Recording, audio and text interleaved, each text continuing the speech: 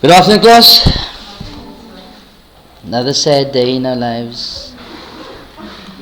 Another class test is passed. And yet you're writing this on Tuesday. But why am I worried and you are not? No? That should be the question.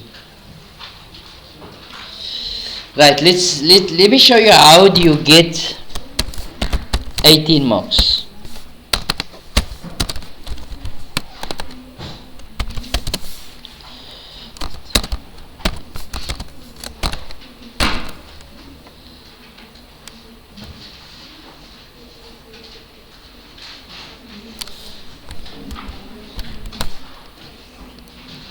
I see I wrote the April 2020, supposed to have been 2022 because of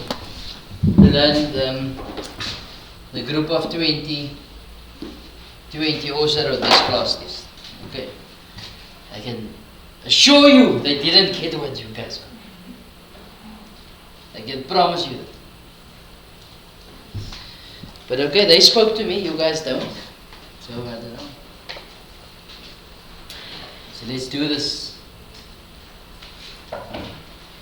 We are told that A, which is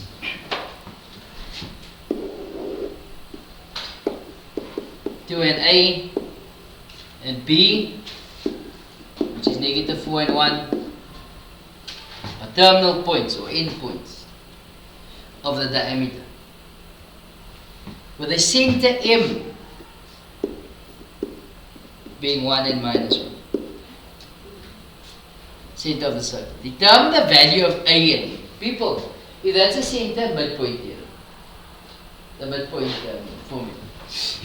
The midpoint formula says x1 plus x2 over 2 is going to give you the x mid. y1 plus y2 over 2 will give you the y mid. So if this is x1, y1, x2, y2, x mid, y mid. So it's going to be 2 plus negative 4 over 2 is equal to m. That's going to give you negative 1. y1 is going to be a plus 1 over 2 is going to give you y mid, which is negative 1. You cross multiply, so a is going to give you negative 3.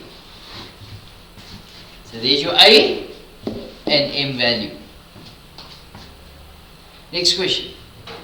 The equation of the circle. Is the center of the circle at the origin? No. So, we know the center is going to be negative 1, negative 1. So the equation is going to be in the form of x minus a squared plus y minus b squared is equal to r squared. So we got x minus minus 1, which is plus 1 squared, plus y minus minus 1, which is y plus 1, is equal to r squared. Now I can use the distance formula between MB and then substitute it in, or I can just substitute B or A into the equation of the circle at this point. So that is going to be negative 4 plus 1 squared plus 1 plus 1 squared is equal to r squared. So that's 3 is 9. 4 is r squared is going to be 13. So my equation is going to be x plus 1 squared plus y plus 1 squared is equal to 13. You don't have to take the square root. Okay? The next one. Don't know if you guys just froze here because it was a boy's name or what? No, nobody got the sum right. Hisham stands by a pool. He throws a pebble in the water and watches the ripples that form. The ripples are represented by 6 circles, all with the same center. Basically, that's where the stone was thrown. The equation of the smaller circle W1 is, now Even if you didn't know what's going on, it is fine. What you had to do was to get the center of that circle out and the radius. That is what we know. Okay. When it comes to these type of questions, people do what you are familiar with in this problem solving questions. Because that is clearly a circle. And what do we do always? Get the center and the radius. That's what we do always. The rest of it, if you had gotten that, is already 3 marks. Okay? So let's get the center and the radius of the circle. So the smaller circle, that is called W1, we'll call it radius 1. We'll pull this down here, because I need more space. So we're going to go with W1. So that would be x squared plus 4x. I'm going to go into that first step already. Plus a number to complete the square with, plus y squared minus 6y plus a number to complete the square with equal to, I'm taking k over, negative k plus the first number plus the second number. So what's the number that must be added here? Half times 4, which is 2, squared is 4. 6 times half is 3, and 3 squared is 9. So this will simply give us x plus 2 squared plus y minus 3 squared is equal to 13 minus k, or minus k plus 13. So what is your center of the circle? Negative 2 and 3. Not so. What's the radius of the circle? Radius 1. Remember, this is r squared. So it will be the square root of 13 minus k. Okay. So let's look at W6, which is the outer circle. So W6 would simply be x squared plus 4x plus a number to complete the square root, plus y squared minus 6y plus a number to complete the square root is equal to 87 plus the first number plus the second number. So this will be half times 4 squared, which is 2 squared, which is 4, and negative 6 times half, which is 3 squared, is 9. You could have written negative 3 here if you want, but it's going to be squared anyway. There's a perfect square trinomial there, and here as well. So that will be x plus 2 squared plus y minus 3 squared is equal to 87 plus 4 is 91 plus 9 is 100. So what is the center of the big circle? Of course it's negative 2 and 3. It has to be the same because the centers are the same. They're sharing the same center. What's the radius of W6? It has to be 10.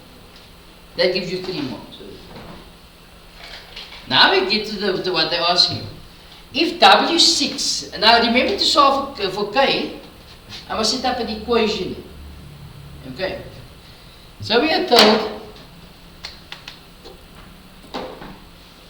that if W6 has a radius, the radius, which is 5 times that of W1, so the radius of the first one is 5 times the radius of the sixth circle. Okay? Of course the radius 1 is a smaller one. I must multiply that by 5 to get R6. If W6 has a radius which is 5 times that of W1, calculate the value of k. So what's the radius of the first circle?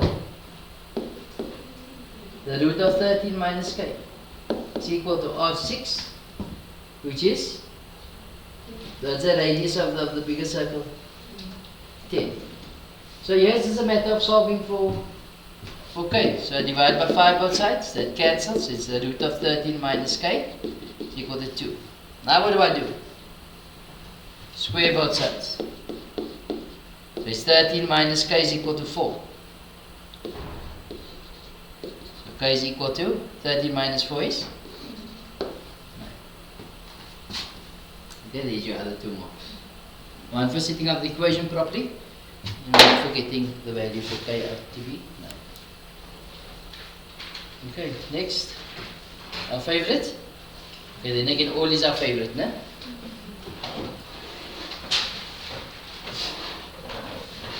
Here we are told the rectangular wall ABCD has a length that is twice as long as the height. So if the height is bx, then what is the length? The length has to be 2x. They won't tell us this for nothing. For some of you don't even have a 2x nowhere on your page. Okay. Let the height equal the length of x units and EBC be 90 minus theta. The angle of elevation from A to E is theta.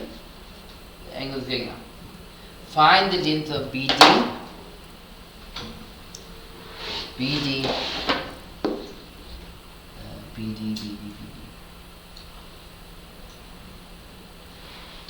Find the length of EB in terms of x. So you must use your x there and theta. So of course you're going to work in this triangle. You all agree with that? So let's go with that. Start off by saying in triangle AEB. You don't have to say this, okay? And you don't have to draw this. It is your theta. It's x. It's A, B, E. They want EV, which is also the link between the link between the two triangles. Okay. So what do we say here? Which trigonometric function is opposite and adjacent? Tan. So I say tan of theta equals x over EB. Cross multiply. So EB tan theta equals x. Divide by tan theta both sides. So therefore EB is equal to x over tan theta. So there's EB in terms of x. That's basically what it means. Okay. So EB is equal to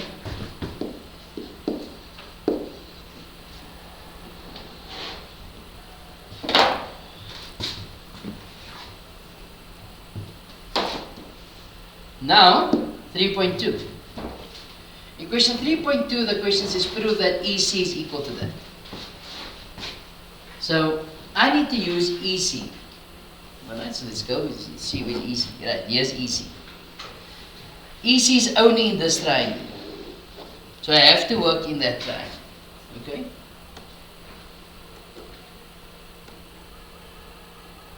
So EC. So I'm just going to draw the triangle here. This is in triangle ECB.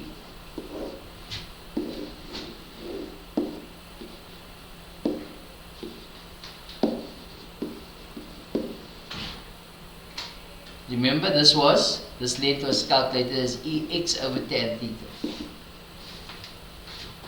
But if we look at this here, we already mentioned that was 2x. So BC has to also be 2x. Can you see that? Why? It's a rectangle. Not so? So how do you think we're going to work out EC? What? Possible. Why? Two lengths included angle. So EC squared is equal to x over tan theta squared plus 2x all squared minus 2 times 2x times x over tan theta times cos 90 minus 3. Now I'm going to tidy up it a bit. So that's going to give you x squared over tan squared theta plus 4x squared minus 4x squared over tan theta. Now cos 90 minus changes to sin theta. As you can see, the x squared is a common factor. Pull this out here.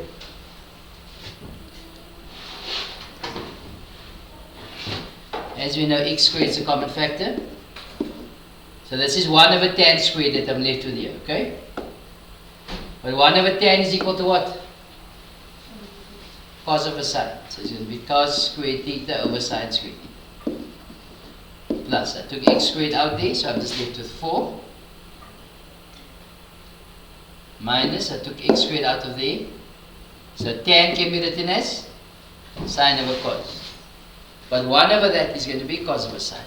So it's going to be 4 times sine theta, which is the one on top, times cos theta over sine theta. Remember, that is your tan in the denominator. Okay? So what's going to happen now is you got x squared. This cancels, not so. Okay? See what I must end up with 1 over sine squared. Okay? And your LCM here is sine squared. Okay? So if I look at what I have, there's negative 4 cos theta. So this is already sorted. Not so. So I'm not going to touch that. Okay, so that one's already sorted. Plus 3. You see here, here's no cos here. Can you see there's no cos there? So cos can be written as, sorry, 1 minus sine squared. So let's go with that. So between these two, you got, just here was 1 minus sine squared theta over sine squared theta plus 4 minus 4 cos theta. Okay, so now we put each one of its own. Okay? So now it gives me x squared 1 over sine squared theta. What is sine squared theta over sine squared theta? 1, so it's minus 1 plus 4 minus 4 cos theta. Now what's minus 1 plus 4? 3. And that's how you get your 3 here. And that's what they wanted you to prove. Okay? Nothing hectic. I think just the simplifying here is just something you're not so familiar with.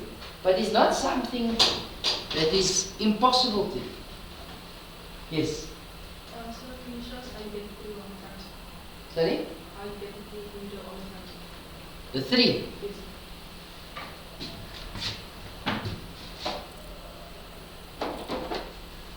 You see here, if I put 1 over sine squared theta, I get 1 over sine squared theta. No?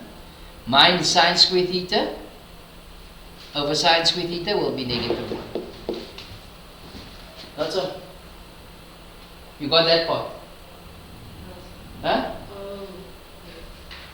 So, listen, this is what we have. We have 1 minus sine squared theta over sine squared theta. That's what we have. Yeah?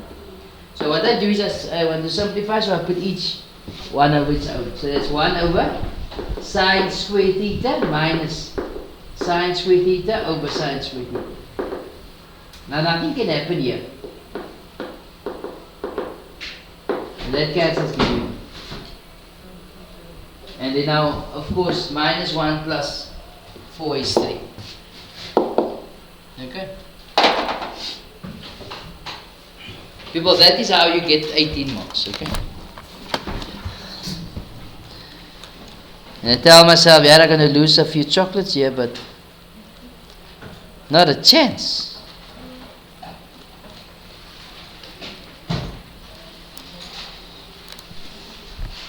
So, don't you guys eat chocolate? No. Oh, that is the problem. What do you eat? Biltong.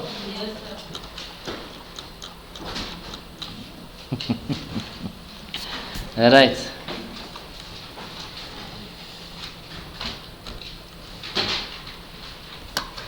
So now we look at the division of exponential functions, or exponential equations. as promised, I said I was going to do the examples today, no? But you guys have done the exercise already. Okay. So just looking at, just going to go quickly through it. In number 1, they asked you,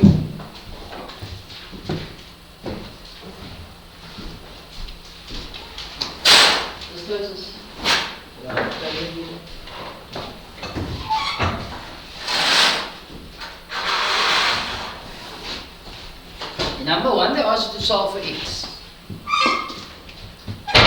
If 27 times 3 to the x plus 1 is equal to 1 over 27. So that in exponential equations, we want the bases to be the same so that the exponents can be equal. Not so. Now 27 can be written as 3 cubed. So it's going to be 3 cubed times 3 to the x plus 1. 27 can be written as 3 cubed, you bring it up, it becomes 3 to the minus 3x. You're multiplying and bases are the same, you add the exponents, so it's going to be 3. 3 plus x plus 1 is x plus 4, equals 3 to the minus 3x. When bases are the same, exponents are equal. So x plus 4 is equal to negative 3x. Bring x over, becomes x plus 3x, which is 4x, equals negative 4. X is negative 1. Okay?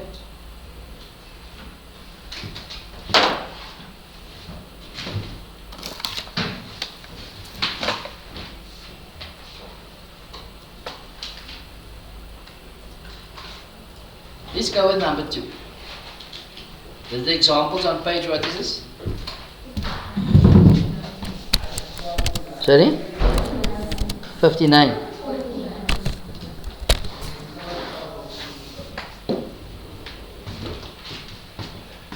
We are told the graph of f of x equal to 4 to the x plus 1 is shown alongside. Find the coordinates of P, the y. How do you work out the y-intercept? Y-intercept, let x equal to 0. So f of 0 equals 4 to the 0 plus 1 is 4 to the 1, which is 4. Have I answered the question? No. So therefore P is going to be 0 and 4. Okay. 2.2. Find the value of A. If A and 8 lies on F. So what we do here is, if this point is lying on the curve of F, if you substitute the x in, you get the y out. If you substitute the y in, you get the x out. So that would simply be, so we're going to substitute A and 8 into f of x. Into f of x, which is equal to 4x plus 1. Remember people, that's a x and a y. So 8 is equal to 4 raised to the x, which is a plus 1. We're replacing x with an 8. Again, it's an exponential equation. When bases are the same, exponents are equal. Now 8 can be written as 2 cubed. 4 can be written as 2 squared.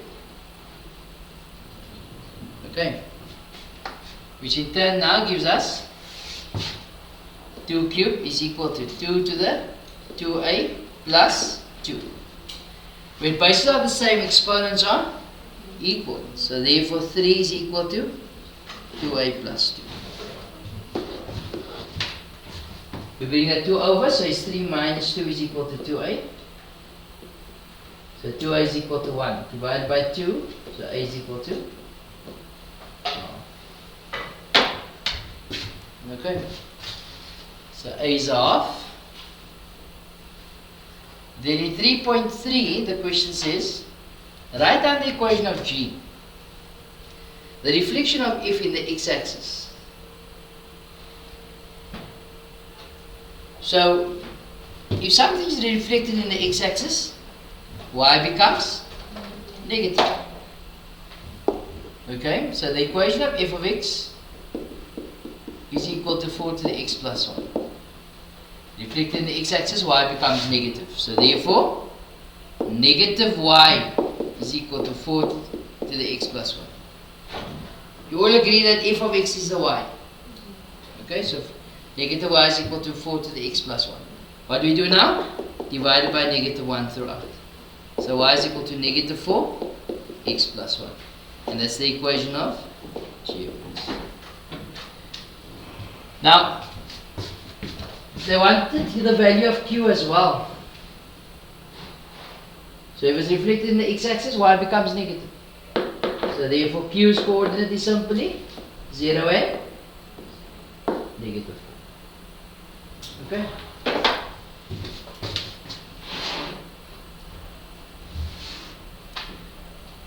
The sounds and the looks of it, you guys are tired of life already. Honestly, I don't know. I was told yesterday I will never understand what you guys are going through.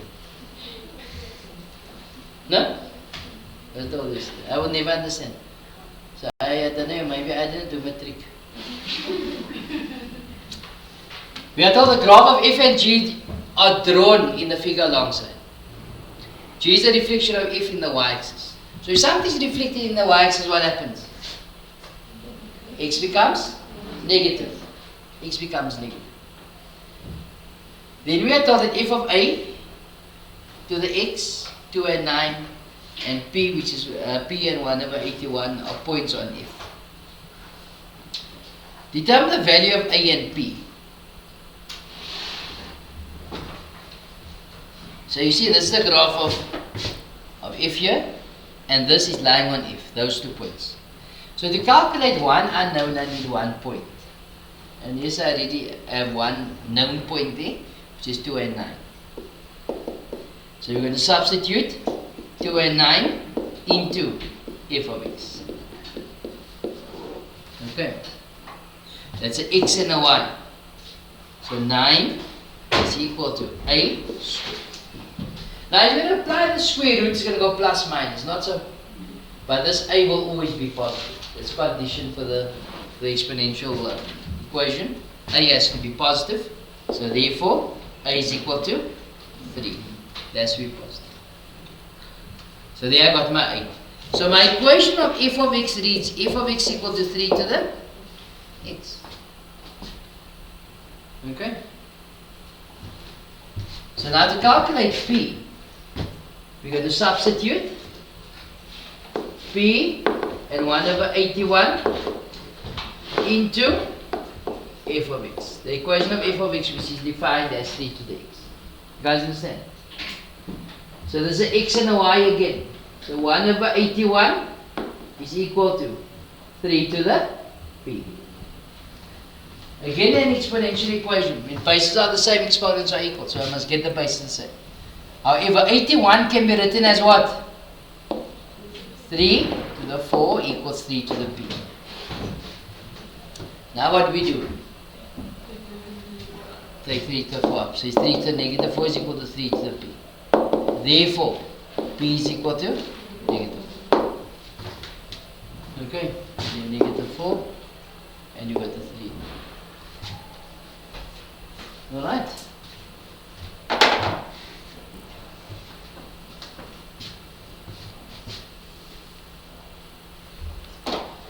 (3.2) Determine the equation of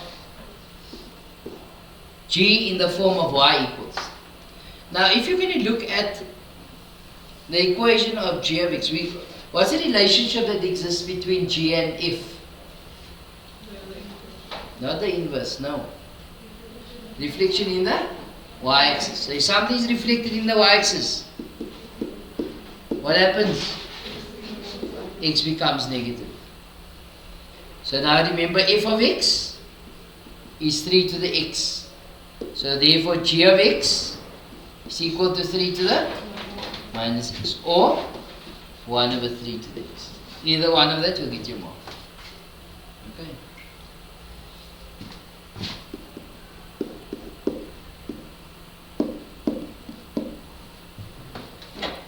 Next question. Determine the equation of h, the reflection of f in the x-axis. Okay.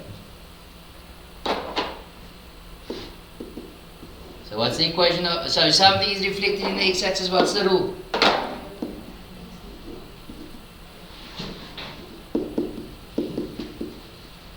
Time is reflected in the x-axis, what happens? Y becomes negative. Not so? So if f of x is 3 to the x, isn't that what we just did? Determine the equation of g in the form y equals the h. Or is it total? Okay. So y becomes negative, so it's negative y is equal to 3 to the x. Not so?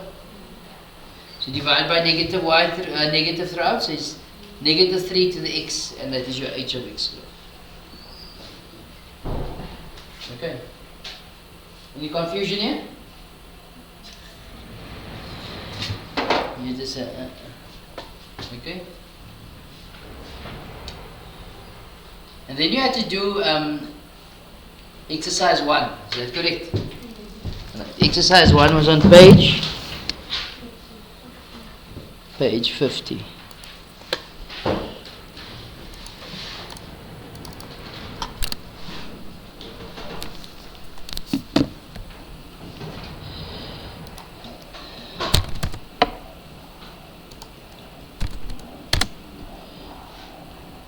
Any problems with number 1?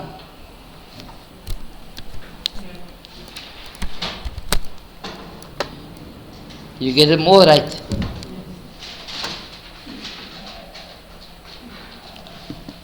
Number 2? Sorry? 2.1.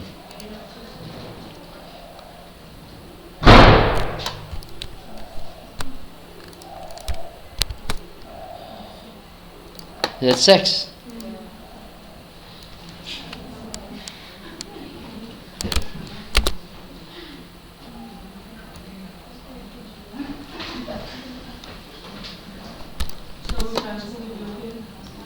Yo, Mini. Was that 2 high schools? Darul Islam, you know Darul Islam? I was there most of the time, and then to Windsor. No Windsor?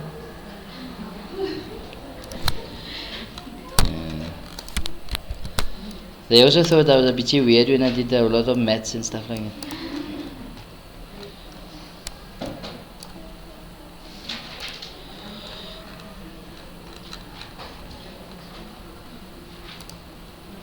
That's when you go to school, and school is so fun back in the day.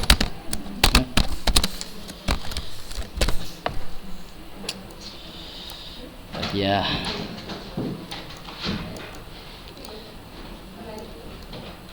Right. This is way too big, it won't fit. So we are told that the graphs below, with 2.1 was the issue, where f of x equal to b to the x, each pair of graphs uses the equation. A says write down the equation of f and g, where f and g is reflection in the x or y axis. So the first thing is we need to calculate the equation of f of x. Not so? So we're going to look at A. So f of x equation is f of x equals b to the x. Okay?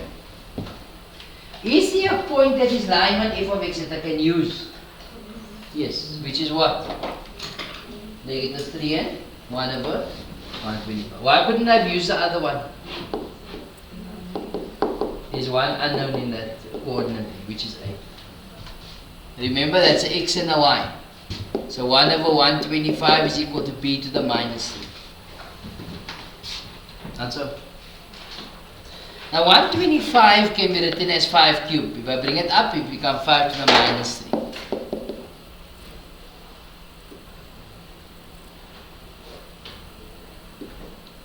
Five to the negative 3 is equal to b to the minus. What do you notice now? Exponents are the same. So therefore, bases are equal. Therefore, b is equal to 5. So f of x now reads f of x equal to 5 to the x. Now it says write down the equation of f of x. There we got f of x. Then it says and g of x The g of x is a reflection of f of x in where? In the y-axis. If something is reflected in the y-axis, what happens? So reflection in y-axis. X becomes negative. So you say y is equal to 5 to the minus x, which is also your g of x graph. Can be written like that, or 1 over 5 to the x. Okay? B. Write down the domain and the range of f and g. Write down the domain and the range.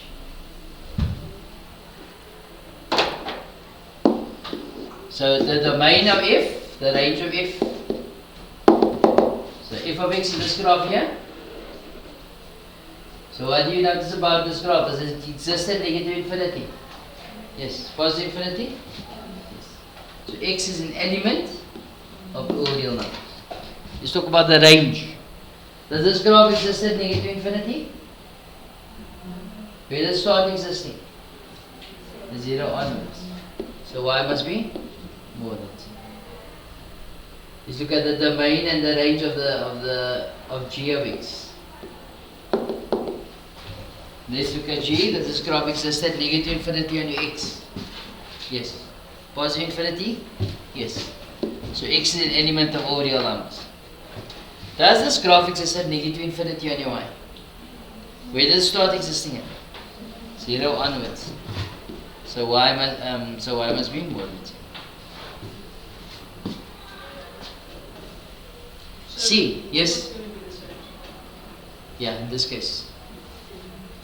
Unless it was reflected in the x-axis, it's going to be different. So then the graph will go this way. If it's the graph in green or G. Then this is x is an element of all real numbers, but this would be y is less than 0. So it's not always the same. It depends on the graph itself. Yes? Sorry? Yeah, we can see. That is folded in this line. So this part of the graph folds exactly on that part of the graph. So it's clear it's reflected in your x-axis, in your y-axis. Anything else? C. Find the value of A. So there we got A. The x or y coordinate of the point P on the graph of f or g. So this point we're going to substitute into f of x. Why into f of x? Because it's lying on f of x. Can you see that? So we're going to substitute P, which is A and 25, into f of x. Okay. So the equation of f of x was f of x equal to 5 to the x, no? So x and a y. So 25 is equal to 5 to the a. So 25 can be written as what? 5 squared equals 5 to the a. Therefore, a is equal to? Okay.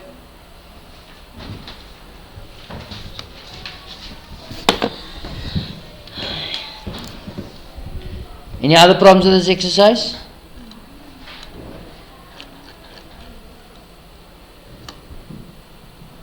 Next heading, logarithms and log functions. The next subheading, okay.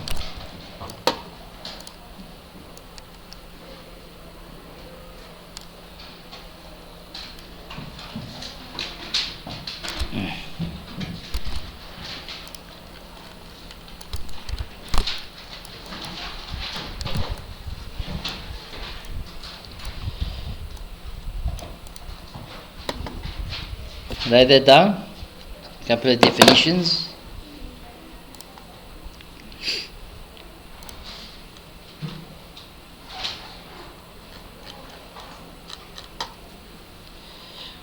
You guys can write this down at home. No? This is on page 51. Otherwise, you guys are not going to have homework again. It's not as if you do the homework. The reason why I need to give you homework is so that I can finish the syllabus, man. Okay, and not necessarily you guys finish, because you guys don't do anything. Eh? Am I right? Am I not right? Okay, let's just run through this very important laws. But you need to write this in your book. Alright, write this in your book. That's your homework. This is on page 51. We'll speak about this tomorrow. People enjoy the rest of your day. Good afternoon, class.